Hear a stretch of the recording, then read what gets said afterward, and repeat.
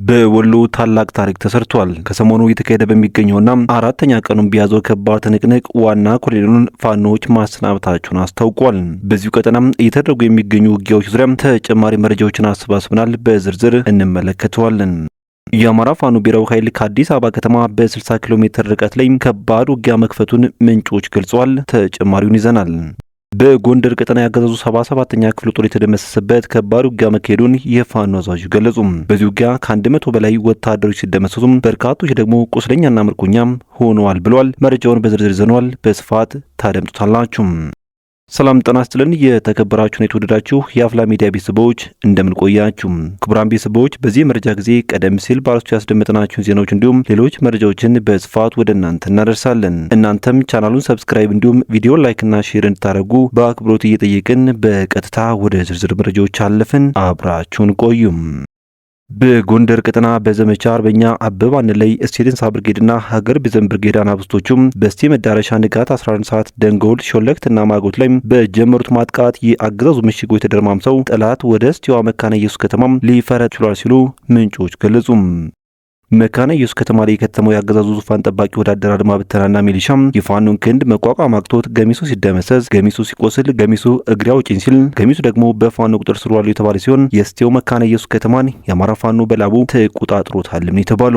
በዚህ ከባድ ትንቅንቅ ከ74 በላይ ሲደመሰስ ከ30 በላይ የሚወስድ ደግሞ ቁስለኛ ሆነዋል ሲሉ የገልጹት የመረጃው ምንጮች ከ20 በላይ ምርኮኛ ገቢ መሆኑንም ገልጿል። 4 ብሬን፣ 30 ክላሽ፣ 15 የቃታ መሳሪያም መጠኑ ያልታወቀ አይነተኛ ተተኳሽና ብዛት ያለው ያገዙ ወታደራዊ ቁሳቁስና አልባሳት ተማርኳል ሲልም ህዝብ ግንኙነቱ ገልጿል። በዚሁ ውጊያ በርካታ የብልጽግና አመራሮች ሲሸኙም የስቴ ወረዳ ፖሊስ ጽሕፈት አዛዥ ኮማንደር ሌዮም በመደምሰስ በግፍ የታሰሩ ንጹሐን የፖለቲካ እስረኞችን ሙሉ በሙሉ ከእስር ነጻ ማድረግ ተችሏልም የተባሉ።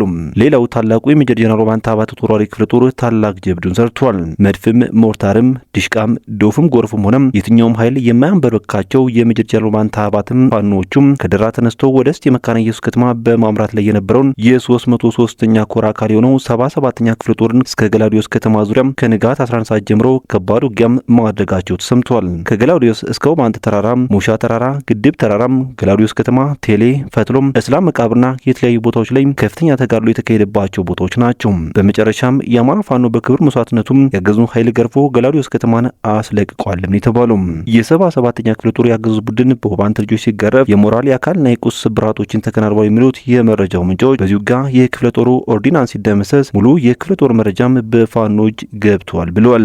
ከዚህ በተጨማሪም የአንዷ ሬጅመንት የሰው ኃይል ወይም ፐርሶኔል ሲደመሰስ የሬጅመንቱ ሙሉ የሰው ኃይል መረጃም በፋኖች መግባቱን ምንጮች ገልጸዋል።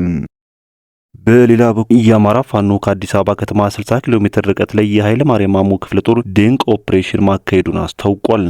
የአማራ ፋኖ ብሔራዊ ኃይል ደቡብ አማራ ቀጠና ሳምነው እዝ ኃይለማርያም ማሞ ክፍለ ጦር ሬጅመንት 1 ሬጅመንት 2 ሬጅመንት 4ና የክፍለ ጦሩ ቃኝና መሐንዲስ በጥምረት ከአዲስ አበባ ከተማ በቅርብ ርቀት ላይ በኮቱ ታዳጊ ከተማ ውስጥ በመግባት ከበባ በማድረግ የብልጽግና አሽከሮች ላይ ድንቅ ኦፕሬሽን አካሂደዋል ሲሉም የአካባቢ ምንጮች ገልጸዋል። በዚህ ውጊያ ያገዙ ሰራዊት ምሽግ ላይ ፋኖዎች በቦምብ ፍንዳታና በተኩስ ያናወጡ ሲሆን በዚህም ከከበባ የተረፉት ከተማዋን ለቀው በመሸሽ ወደ ሽኖና ጫጫ ከተማ ጥለው በመሮጣቸው ምክንያት ፋኖም ከተማዋን ለ8 ሰዓታት ተቆጣጥሮ መቆየቱን የተሰማው የኃይለማርያም ማሞ አናብስቶች ይህንን ድንቅ ኦፕሬሽን አቅደውና አስበው የክፍለ ጦሩ ቤዛ ሬጅመንት፣ ዳኛቸው ሬጅመንት፣ ሰላም ሰው ሬጅመንት፣ ቦጋለ ሬጅመንትና የኃይለማርያም ማሞ ክፍለ ጦር ቃኝና መሐንዲስ በቅንጅት ከረማሽ ንዑስ ወረዳ ከአዲስ አበባ አፍንጫ ስር 60 ኪሎ ሜትር የሚልክ የጦር ግምጃ ቤት ላይ ያገዙ ሰራዊቱ መሽጉ ከነበረበት ካምፕ በመግባት ነው ሰራዊቱን ቀለበት ውስጥ በማስገባት የወቀጠውና የገረፈውም ተብሏል።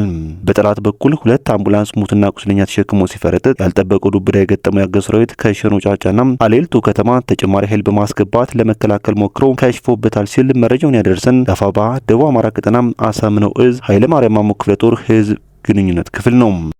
በምስራቅ አማራ ቀጠና አርሶ አደርና ወደ ሕክምና የሚሄድ ህመምተኛ መስለው ሲሸሹ የነበሩ 3 የብልጽግና ካድሬዎች በቁጥጥር ስር መዋላቸው ሰምቷል።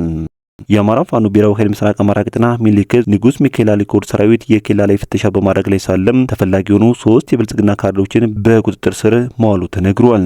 ለብልጽግና ቡድን ተላኪ የሆኑት ካድሬዎቹም አርሶ አደርና ወደ ሕክምና የሚሄድ ህመምተኛ መስለው ሲሸሹ ነው በቁጥጥር ስር የዋሉትም ተብሏል። ከዚህ በተጨማሪም ኢንስፔክተር ለው የተባለው የፖሊስ አዛዥ መገደሉንም የፋኖ ምንጮቹ ገልጸዋል። የአገዛዙን ተላላኪ መመንጠር ተጠናክሮ እንደሚቀጥል ያስታወቀው ፋኖም የመካነ ኢየሱስ ከተማ ፖሊስ አዛዥ የሆነውን ኢንስፔክተር ለው የተባለውን የፖሊስ አዛዥ ማሰናበቱንም ይፋ አድርጓል።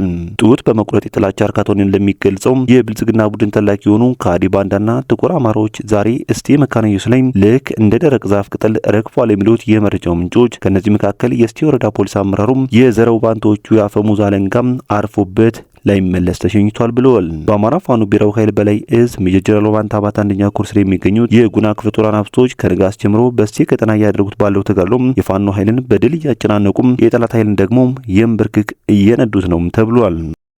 የተከበራችሁ ቤተሰቦች ከአፍላ ሚዲያ ለሰዓቱ የነበሩን መረጃዎች እነኝን ይመስሉ ነበር።